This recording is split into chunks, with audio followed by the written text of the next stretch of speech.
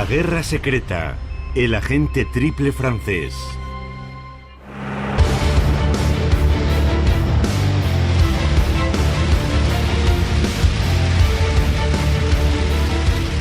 Entre marzo de 1943 y febrero de 1944, 43 agentes aliados fueron introducidos en la Francia ocupada por los alemanes. Su misión era crear el caos tras las líneas enemigas. Sabotaje, asesinatos y destrucción. Todos sabían que su vida estaba en peligro, pero ignoraban hasta qué punto.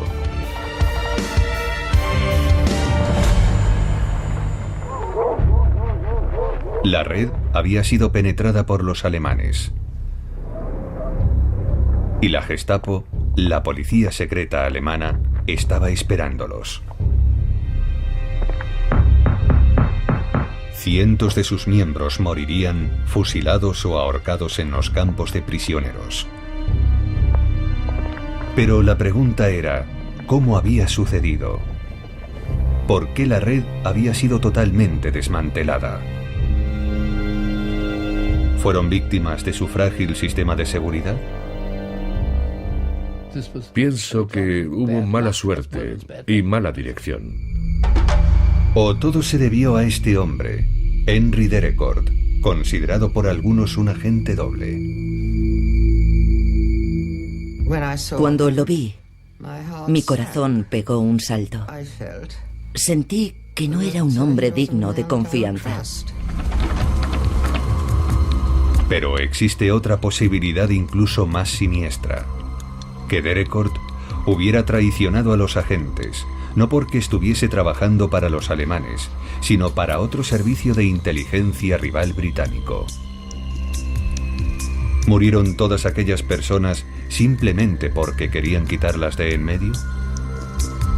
Un colega mío recuerda con horror cómo Claude Dancy se frotaba las manos porque otra red del SOE había sido desmantelada. Esta es la extraordinaria historia de Henry Derecord. Un agente doble o tal vez triple. Y su papel en uno de los mayores descalabros de los servicios de inteligencia de la Segunda Guerra Mundial. Nun rücken über dieselben Straßen deutsche Truppen in Paris ein. El 14 de junio de 1940, los ejércitos de Hitler entraron en París.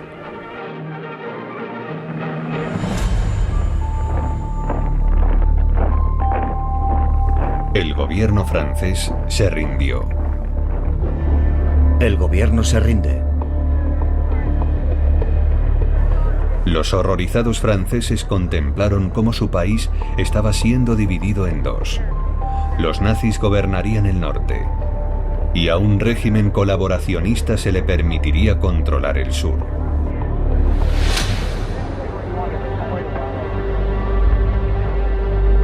Mientras tanto, miles de refugiados huyeron de los invasores.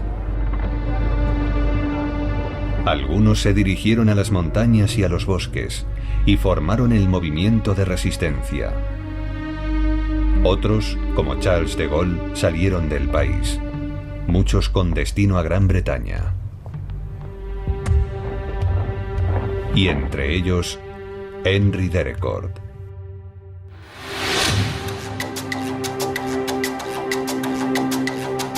Derecord era uno más de los cientos de refugiados que llegaron a Gran Bretaña. Su ruta de escape había sido organizada por el MI6, el Servicio Secreto de Inteligencia, conocido también como SIS. Derecord les había dicho que había trabajado como piloto para Air France. E incluso aseguró que en 1936 la inteligencia británica le había invitado a pilotar para ellos, aunque esto último era mentira.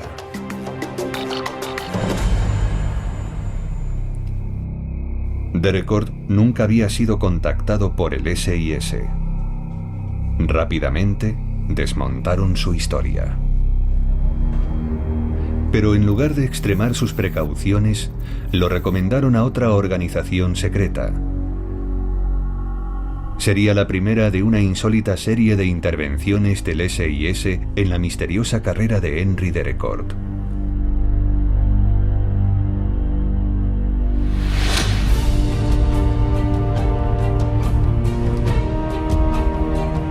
El SIS recomendó a Derecord al SOE. El Ejecutivo de Operaciones Especiales había sido creado por el propio Churchill. Su misión era incendiar Europa. Usando el espionaje, el sabotaje y el asesinato.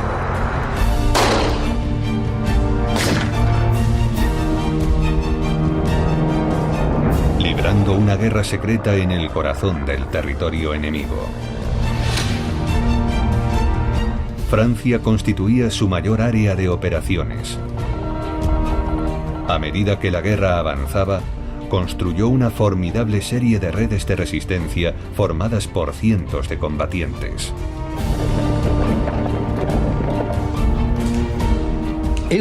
Cada país ocupado tenía una sección dentro del SOE compuesta principalmente por personas que habían estado allí, hablaban su idioma y mantenían contactos con algunos de sus habitantes y con el gobierno en el exilio, si es que lo había, que solía estar ubicado en Londres.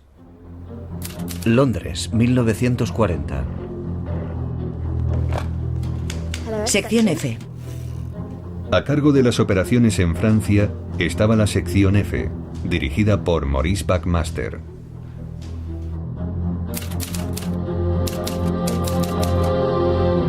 Buckmaster, como muchos de los altos cargos del SOE, debía su posición más a sus conexiones sociales que a sus propias cualidades.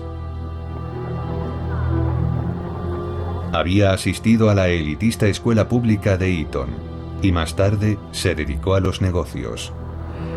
Pero no parecía el hombre adecuado para dirigir una importante operación encubierta. En aquella primera etapa, solo podían reclutar gente del viejo grupo de amigos. Gente que había ido al colegio contigo o a la universidad. Solo tú sabías si sabían mantener la boca cerrada o si estaban capacitados o no para ser buenos agentes. Buckmaster tenía un problema que requería una urgente solución. Los agentes del SOE eran introducidos y extraídos del norte de Francia por escuadrones especiales de Lysander. Pero estos aviones no podían aterrizar en cualquier parte, y los agentes del SOE fracasaban reiteradamente a la hora de proporcionar lugares de aterrizaje adecuados. La RAF advirtió a Buckmaster que se verían obligados a cancelar sus vuelos. Algunos campos de aterrizaje, seleccionados por gente de la resistencia, eran terrenos muy cenagosos y los aviones se quedaban atrapados en ellos. O había un árbol creciendo en medio de la pista. Eran totalmente inadecuados. Mientras Buckmaster luchaba con los problemas que planteaban los Lysanders, apareció Derecord. Me informaron de que era uno de los pocos franceses que tenían los conocimientos necesarios sobre aeronaves para saber qué clase de campo de aterrizaje necesitaba un Lysander o un Hudson. Vera Atkins, una de sus ayudantes de mayor confianza, no era muy partidaria de Derecord. Todos los que lo habían visto habían quedado muy impresionados. Y cuando me lo presentaron, cuando lo vi, mi corazón pegó un salto. Porque sentí que no era un hombre digno de confianza.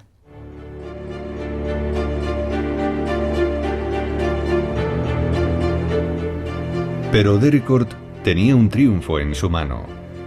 Conocía al número 2 de Buckmaster, Nicholas Boddington, a quien había sido presentado en París antes de la guerra.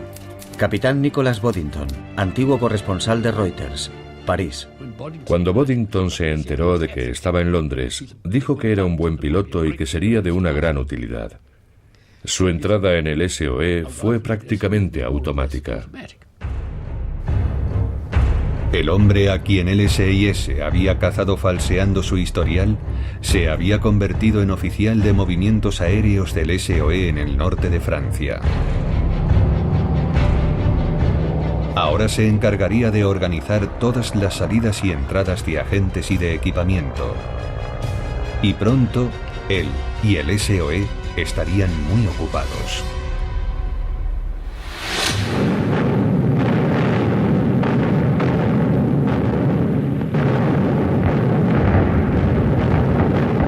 En el invierno de 1942, Hitler se hallaba en graves dificultades. Su invasión de Rusia se había estancado y 100.000 soldados alemanes habían quedado atrapados por el Ejército Rojo en la ciudad de Stalingrado.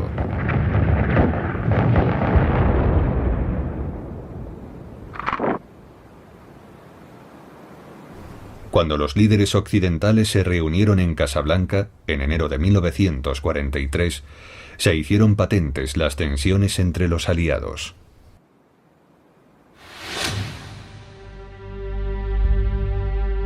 El líder soviético, Joseph Stalin, dejó claro que estaba harto de luchar contra los nazis en solitario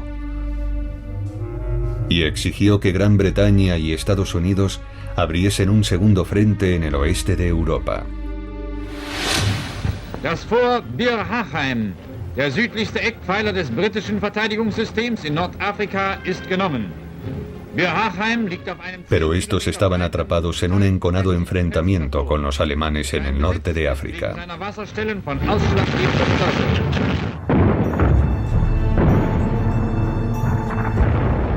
No tenían suficientes fuerzas destacadas para abrir un segundo frente en Europa, y no las tendrían al menos hasta 1944. Pero Churchill y Roosevelt estaban de acuerdo en que tenían que hacer algo. ¿Podrían al menos retener a las tropas alemanas en el oeste e impedir que fueran enviadas a luchar contra Stalin? Ambos decidieron ejecutar un ingenioso plan de engaño llamado Plan Cockay.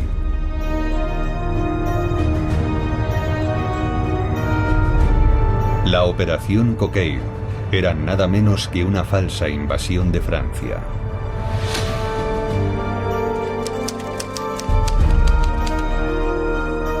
Para que el engaño fuese lo más convincente posible, se ordenó al SOE intensificar sus campañas en el norte francés.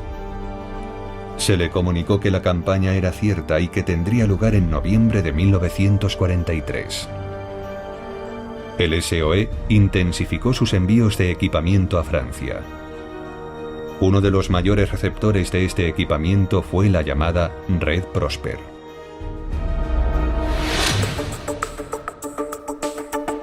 Prosper había sido creada en octubre de 1942. Estaba conectada con centenares de células resistentes y contaba con 1.500 miembros. Su líder era Francis Satil, y su nombre en clave era también Prosper. Satil utilizó el proyecto de invasión para reactivar su red. Entre sus hombres se encontraba Jacques Pourot.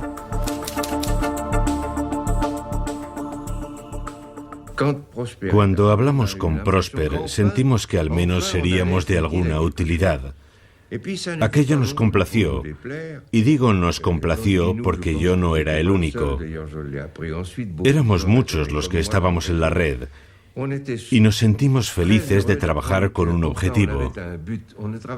No éramos trabajadores de la resistencia por el mero hecho de serlo. Ahora teníamos un propósito, una fecha, un objetivo militar, que era el desembarco.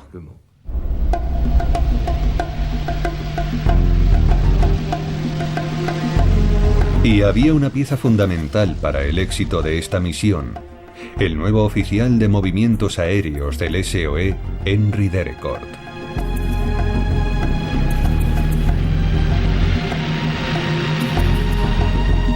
En enero de aquel año, la sección F de Buckmaster le había enviado a Francia para que preparara zonas de aterrizaje fiables.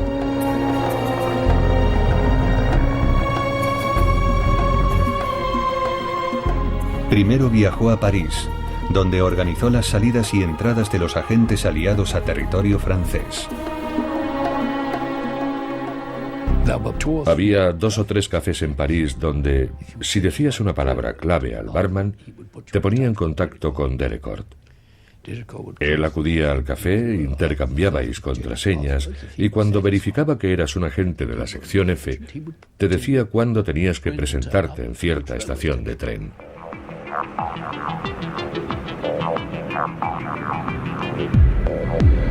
En cuestión de semanas, Derecord introdujo y sacó de la Francia ocupada a 22 agentes. Gracias a él, Prosper estaba en movimiento. Tenían una docena de escondites, 33 zonas de lanzamiento y habían recibido 254 contenedores de equipamiento.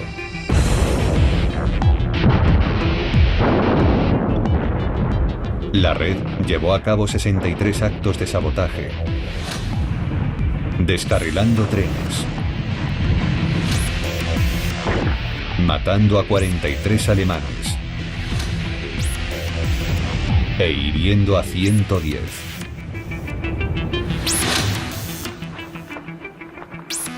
Pero toda aquella actividad atrajo una mayor atención de los alemanes, que comenzaron a rastrear los bosques en busca de agentes de Prosper.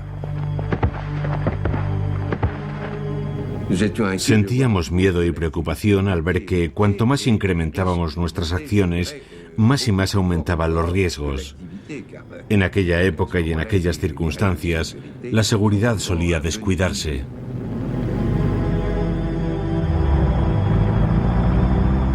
Aquella atención creciente empezó a causar problemas al Servicio Secreto de Inteligencia británico o SIS.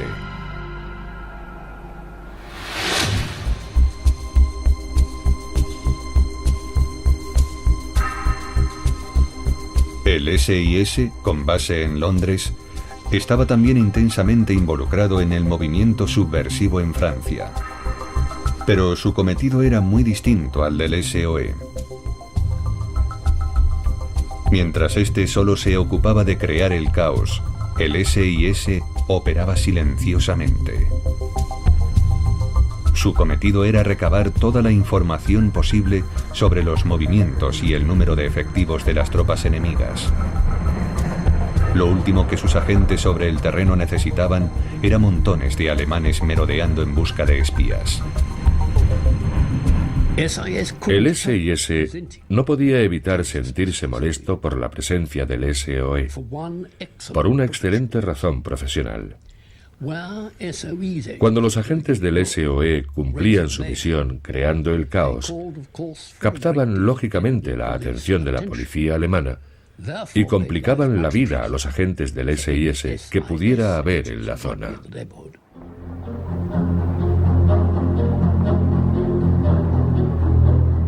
Las actividades de Prosper enfurecían especialmente a un alto oficial del SIS. La sección francesa del SIS estaba dirigida por un hombre muy poderoso, que era también jefe adjunto del servicio secreto, el coronel Claude Dancy, más tarde Sir Claude Dancy. Y Dancy era muy hostil con el movimiento subversivo, ya que consideraba que creaba interferencias con sus operaciones de inteligencia. Pero por alguna razón que no tengo muy clara, parecía muy hostil también con los franceses. Un suceso repentino reunió al SIS y a Derecord por primera vez desde 1940.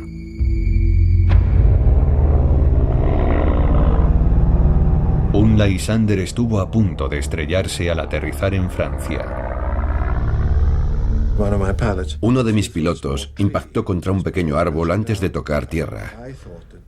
Pensé que Derecord había situado la pista demasiado cerca de aquel árbol, así que ordené su regreso a Inglaterra para echarle una reprimenda y para darle un descanso, ya que posiblemente sufría fatiga operacional. Fue en abril de 1943. Derecord fue llamado a la calle Baker por el SOE para que explicara el incidente, pero al parecer también visitó el cuartel general del SIS. Henry Derecord contó a los hombres del SIS algo que debió horrorizarlos. El hombre en quien tanto confiaba el SOE reveló que mantenía estrechos vínculos con la Gestapo, la policía secreta alemana.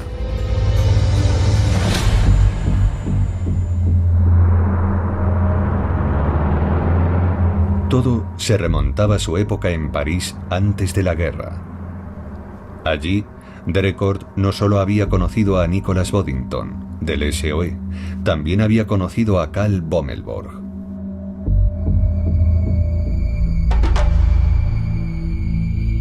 Bommelborg era ahora el jefe de la contrainteligencia de la Gestapo en París y dirigía a Derecord con gran inteligencia.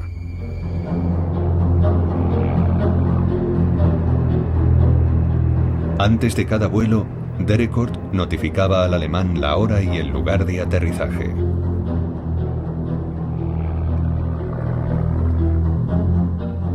Bommelborg se ponía entonces en contacto con la Luftwaffe para que el avión no fuera atacado.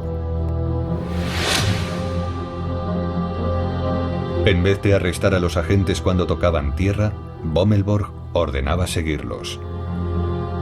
Y así recababa más y más información sobre la red Prosper. Derecord, por su parte, podía argumentar que nunca había traicionado activamente a ningún agente. Derecord era también el encargado del correo del SOE en Francia con destino a Gran Bretaña. Antes de enviarlo a Londres, lo llevaba a un edificio en la avenida Fogg, el cuartel general de Bommelborg. El correo estaba lleno de información secreta.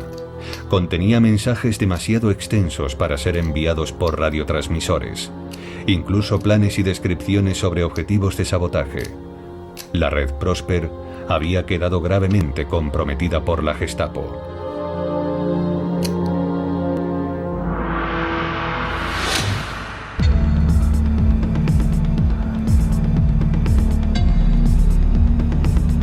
El SIS debería haberlo notificado al SOE de inmediato, pero no dijeron nada. Al contrario, dieron instrucciones a Derecord para que retomase el contacto con la Gestapo y siguiera manteniéndolos informados.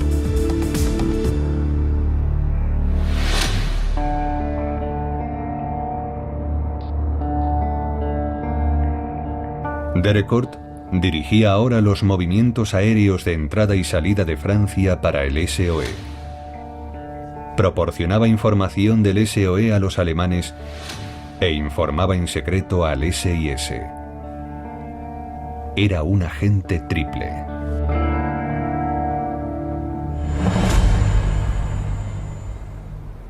Totalmente ignorante de todo aquello, el SOE envió de nuevo a Francia a Derecord para que continuara con su trabajo.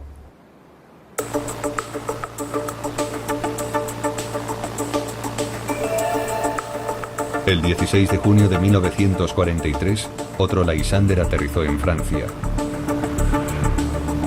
A bordo viajaban 4 agentes más, todos ellos parte integrante del esfuerzo del SOE en la Operación Cockade. Los agentes fueron recibidos por Henry Derecord. Entre ellos había una joven cuyo nombre en clave era Madeleine. Noor Inayat Khan tenía solo 29 años. Era descendiente de Tipu Sultan, enemigo acérrimo de la Compañía Británica de las Indias Orientales a finales del 18. Una princesa india. Noor había sido criada en París y, como Derecord, había huido a Inglaterra cuando estalló la guerra, donde entró como voluntaria en la Fuerza Aérea Auxiliar Femenina. Su fluido francés llamó enseguida la atención del SOE. Tras una entrevista, fue fichada por la sección F del SOE, que tenía una gran carencia de operadores de radio. Ahora concentrémonos. Quiero que alcancen una velocidad de 18 y vayan subiendo. Realizó los cursos de formación habituales. Algunos de sus instructores enviaron informes diciendo que no servía para el SOE, que no estaba sobrada de inteligencia. Buckmaster puso en el margen: no queremos que estén sobrados de inteligencia.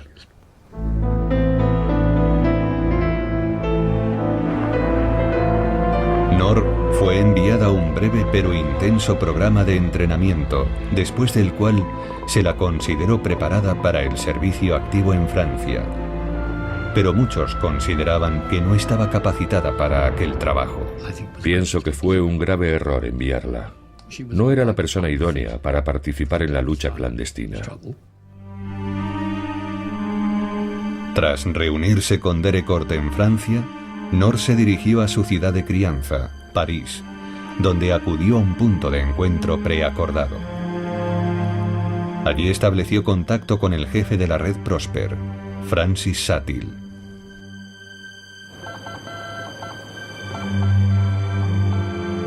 Pocos días después, ya estaba transmitiendo a Londres.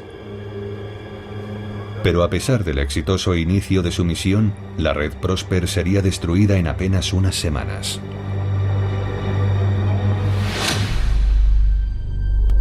El 21 de junio, Bommelborg dio su primer golpe.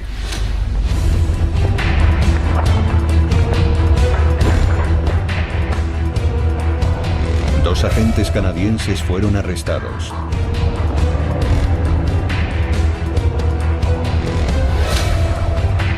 En su coche llevaban sus equipos de radio y numerosos mensajes sin codificar para miembros de la red Prosper. En la guantera guardaban las direcciones de otros 3 miembros de la red. Tras los oportunos registros, ellos también fueron arrestados. Al día siguiente, los hombres de Bommelborg detuvieron a Satil, el jefe de Prosper. Otro operador del SOE, Gilbert Norman, fue igualmente capturado junto con su radiotransmisor.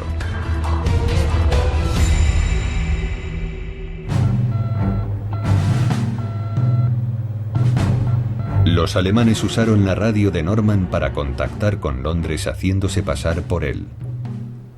Pero no incluyeron su control de seguridad.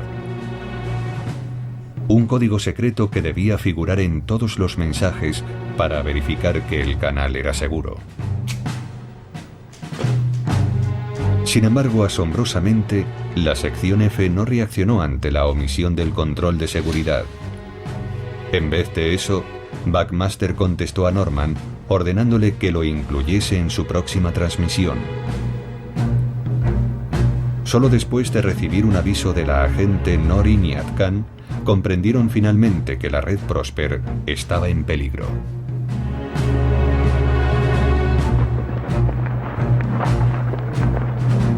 Paso a paso, los alemanes destruyeron toda la red y detuvieron a unos 400 miembros. Su destino solamente sería descubierto después de la guerra.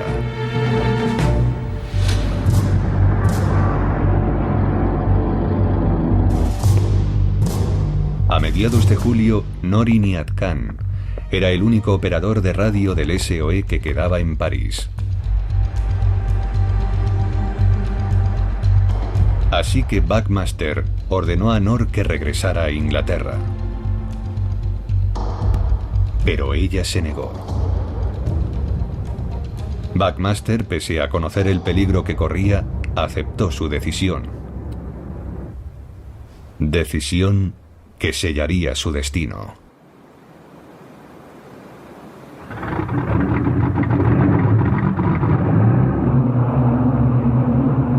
El 22 de julio, la sección F envió a 2 hombres a Francia para averiguar si podía salvarse algo de la red Prosper. Uno era el viejo amigo de Derecord y ayudante de Buckmaster, Nicholas Boddington. El otro era Jack Agassarian, un operador de radio. Derecord se reunió con ellos después de que aterrizaran en el norte de Angers.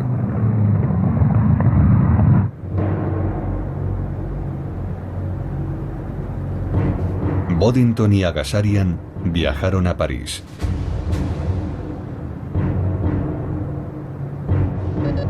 Desde una casa segura, transmitieron mensajes a otros operadores de la ciudad con la esperanza de recibir algún tipo de respuesta. El 29 de julio recibieron una. Pero procedía de la radio de Gilbert Norman. Ambos sabían que Norman estaba transmitiendo sin su control de seguridad. ¿Era posible que estuviese libre pero en plena huida? ¿O se trataba de una trampa? En un acto de inusitada imprudencia, decidieron que uno de ellos iría a reunirse con él. ¿Pero cuál de los dos? Una moneda fue lanzada al aire. Agassarian perdió. Al día siguiente acudió al lugar de la reunión. Nunca regresó.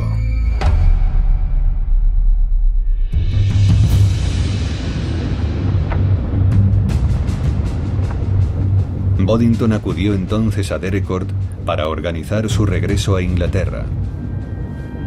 Este le reveló que podría enviarle de regreso a Londres mediante un salvoconducto a través del espacio aéreo de la Luftwaffe.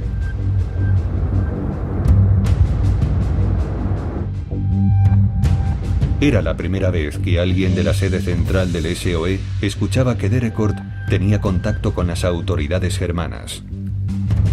Pero a Boddington no parecieron preocuparle las implicaciones. Y la noche del 17 de agosto regresó a Inglaterra en un Lysander.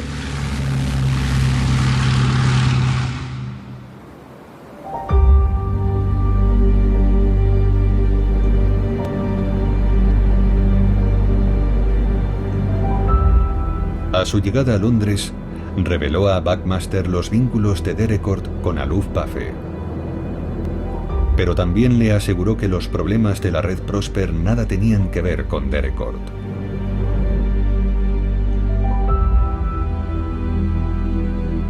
Al parecer, Buckmaster creyó cada una de sus palabras. 14 años después, en 1958, concedió una entrevista al periodista de la BBC, John Freeman. Freeman se refiere a Derecord como Gilbert y a Boddington como Mayor X.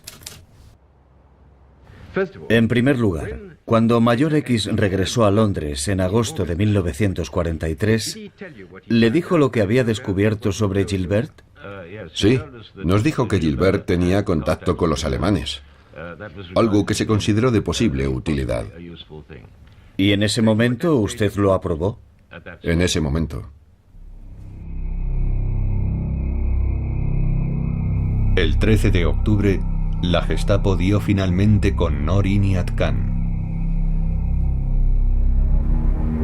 En el momento de su detención, su inexperiencia quedó de manifiesto. Los alemanes enviaron a su habitación a un simple cabo para detenerla. En su mesilla de noche encontraron un cuaderno en cuyas páginas venían anotados, por un lado, cada mensaje que había enviado al SOE y por el otro, el mismo mensaje cifrado.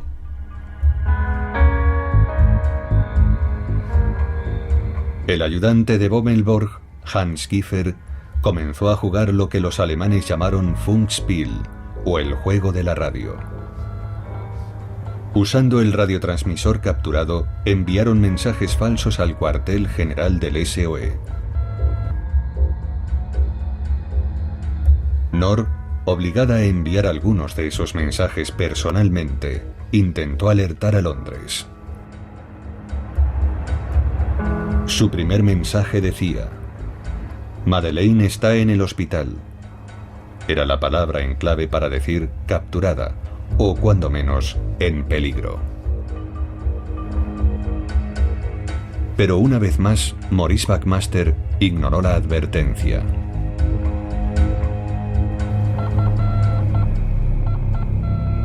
Dos semanas más tarde, la sección F comenzó a recibir más mensajes desde la radio de Nord. Sin embargo, estos mensajes no contenían su control de seguridad. Una vez más, Buckmaster ignoró la advertencia con consecuencias terribles. Buckmaster decidió que las transmisiones parecían auténticas y que seguirían contactando con ella. Y enviaron no solamente mensajes, sino a 3 de sus mejores agentes, en un lanzamiento organizado desde su radio, que fueron esposados nada más tocar tierra en enero de 1944. Lamentable.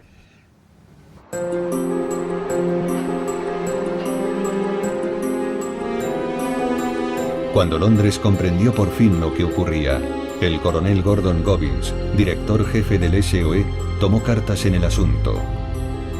¿Había pecado el SOE de incompetencia? ¿O acaso la red Prosper e incluso el cuartel general del SOE habían tenido infiltraciones? En el curso de su investigación descubrió algo que le desconcertó. Drecourt había tenido contacto con el SIS. Era la primera vez que esto llegaba a oídos del SOE.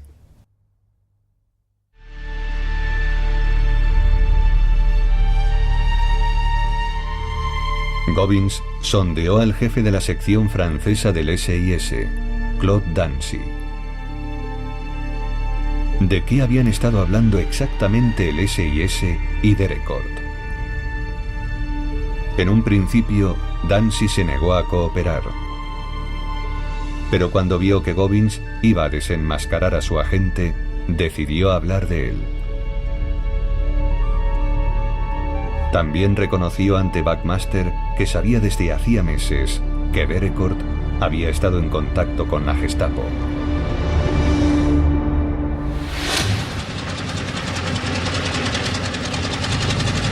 El 8 de febrero de 1944, Drecourt y su esposa abandonaron Francia con destino a Inglaterra.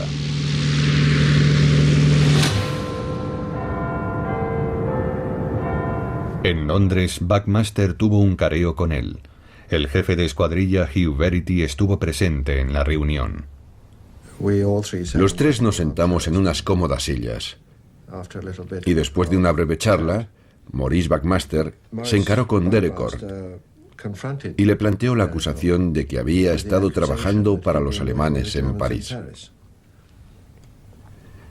Debo decir que me quedé realmente sorprendido ante la imperturbabilidad de la que hizo gala Drecourt. En su rostro no afloró la más mínima de las emociones.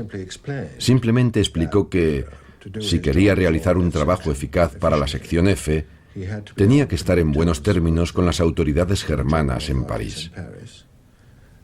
De hecho, les proporcionaba naranjas procedentes del mercado negro.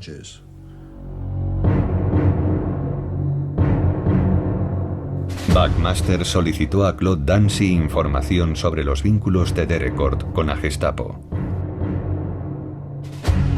Pero el SIS se negó a revelar ninguna información. El SOE se vio obligado a concluir que no tenía caso contra Drecourt. El agente salió airoso, pero sus días de servicio en el SOE habían terminado. 25 de agosto de 1944.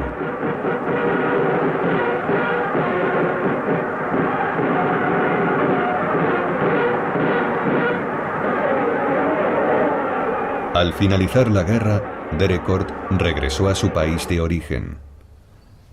Allí volvió a trabajar como piloto.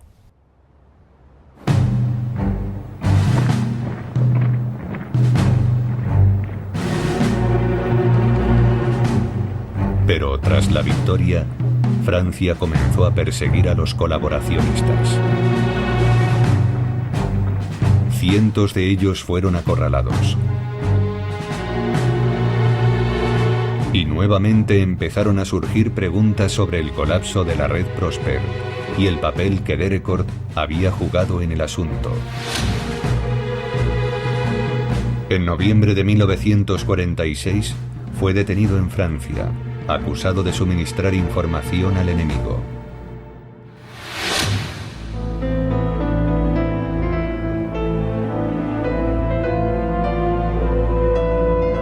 El 7 de junio de 1948 fue juzgado en París.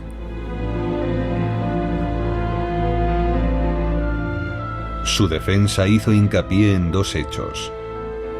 Ni uno solo de los arrestos de miembros de la red podía atribuírsele a él. Y 110 agentes habían sido transportados y puestos a salvo a través de sus canales. El testigo principal en el juicio fue el jefe adjunto de la sección F y viejo amigo de Derecord, Nicholas Boddington.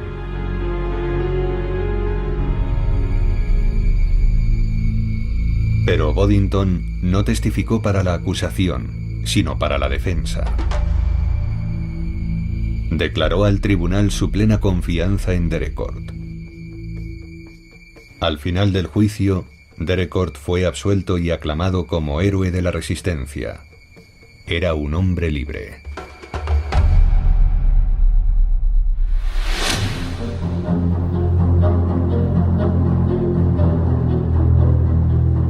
¿Cuál es entonces la verdad sobre Derecord y la red Prosper? Una posibilidad es que Derecord realmente dijera la verdad. Que aunque mantenía vínculos con los alemanes, había utilizado a estos para introducir y sacar de Francia a los agentes del SOE. Y que nunca había traicionado a ninguno. De ser eso cierto, el hundimiento de la red Prosper podría achacarse simplemente a la incompetencia del SOE. Resulta evidente que Buckmaster y algunos de sus colaboradores no estuvieron a la altura. A pesar de su comentario sobre la falta de inteligencia de Nor Inniat, él tampoco destacaba por su inteligencia. No era ni la mitad de brillante que los hombres contra los que combatía. No obstante, no parece muy lógico creer que solo los graves errores del SOE tuvieran toda la culpa de lo ocurrido. Al fin y al cabo, Derecord estaba permitiendo al jefe de la Gestapo, Karl Bommelborg, leer el correo del SOE. Parece bastante probable que esto influyera en el destino final de la red Prosper. Buckmaster y Boddington podrían haber sido culpables de otra forma de incompetencia. Ellos acabaron descubriendo los tratos de Derecord con la Luftwaffe. Aquello tendría que haber hecho sonar todas las alarmas, pero no lo hizo.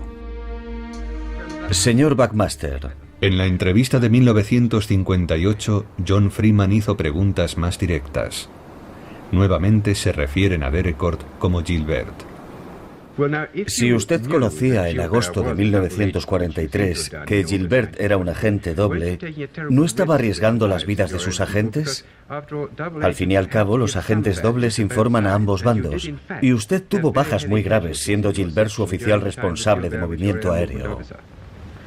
Sí, pero cuando Gilbert estaba a nuestro servicio, llevó a cabo toda una serie de operaciones perfectamente satisfactorias que alcanzaron el éxito, lo que indicaba que estaba haciendo un trabajo que nadie más podía hacer.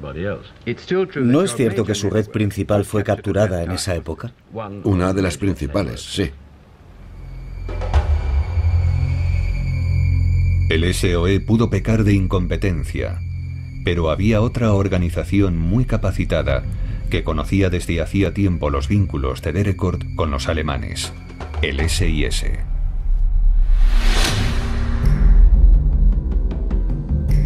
A principios de 1940, había descubierto que el relato de Derecord sobre su vida antes de la guerra era falso. No obstante, se lo recomendaron al SOE sin mencionar nada al respecto. También sabían al menos desde principios del año 1943 que Derecord tenía contactos con la Gestapo. Pero una vez más, no se lo comunicaron al SOE. ¿Por qué el SIS no quiso informar a sus colegas del SOE? Las dos agencias eran rivales. Aquí Dancy. Dancy y el SIS se veían a sí mismos como auténticos profesionales y a los agentes del SOE como meros aficionados. Dancy tuvo siempre un fuerte antagonismo hacia el SOE. Nunca entendí claramente el porqué, pero cualquiera que fuese la razón, solía referirse a los muchachos de la calle Baker como esos aficionados, siempre en un tono despectivo y ofensivo. No hay duda de que Dancy estaba alarmado por el enorme incremento de las actividades de la red Prosper como parte de la operación Cockade.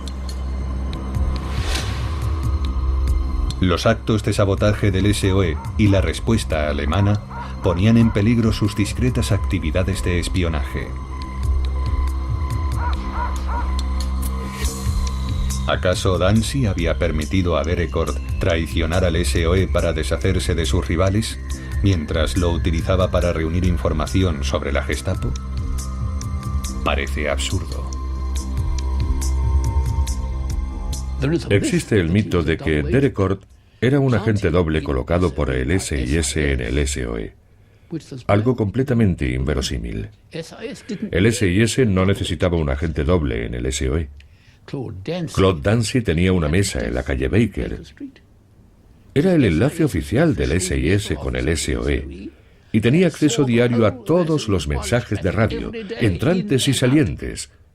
Él no necesitaba un espía. Buckmaster descartaba, en público al menos, la idea de que el SIS le estuviese utilizando. ¿Es posible que su organización, de carácter más bien no profesional, estuviese infiltrada no por los alemanes, sino por un servicio británico de inteligencia más profesional? Y que sus agentes sirvieran de señuelo de cara a los alemanes para ocultar las auténticas actividades del espionaje británico? Ese es un argumento ridículo, completamente absurdo. Y me gustaría explicarme, si me lo permite. Para empezar, éramos tan profesionales como cualquiera. Hay no profesionales en todas las secciones del servicio. El ejército regular es solo una parte de las fuerzas que intervienen en la guerra. El SAS estaba formado en su mayor parte por no profesionales y su trabajo fue irreprochable. La ausencia de no profesionales nos habría privado de una amplísima variedad de conocimientos en muchos campos, lo que constituía uno de los puntos fuertes del SOE. ¿Entonces considera absurdo lo que le he sugerido? Su sugerencia de que otra organización británica nos utilizara como señuelo para sus fines la considero ridícula e incierta. Sin embargo, la idea de que Dancy pudo haber dejado que Derecord traicionase al SOE no es tan absurda.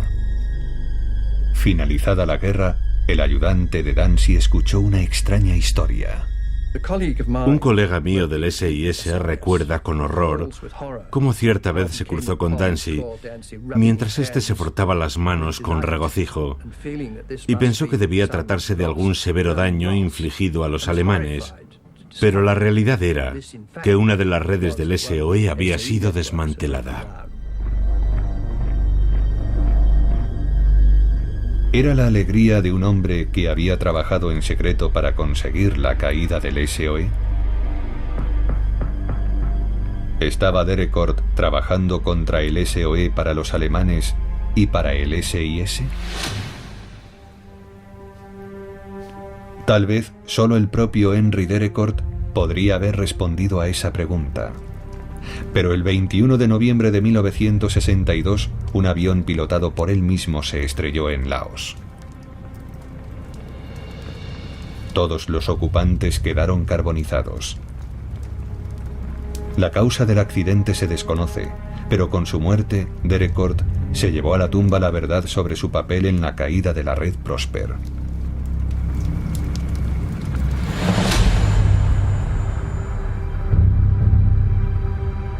Las consecuencias del caso Prosper y el papel de Derecord como agente doble o triple solo pueden medirse en vidas. En abril de 1945 los aliados liberaron los campos de concentración nazis. El destino de la red Prosper quedó por fin al descubierto.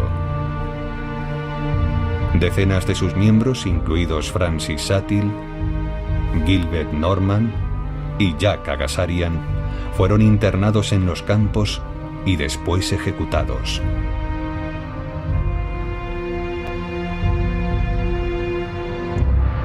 En total, más de 400 personas vinculadas a la red Prosper fueron capturadas. Muchas sufrieron horribles torturas y ejecuciones. Entre las historias más conmovedoras está la de Noor Inayat Khan. La única palabra que pronunció antes de ser fusilada fue libertad. Por su coraje durante la guerra, Noor Inayat Khan recibió a título póstumo la Cruz de Guerra francesa y la Cruz de San Jorge.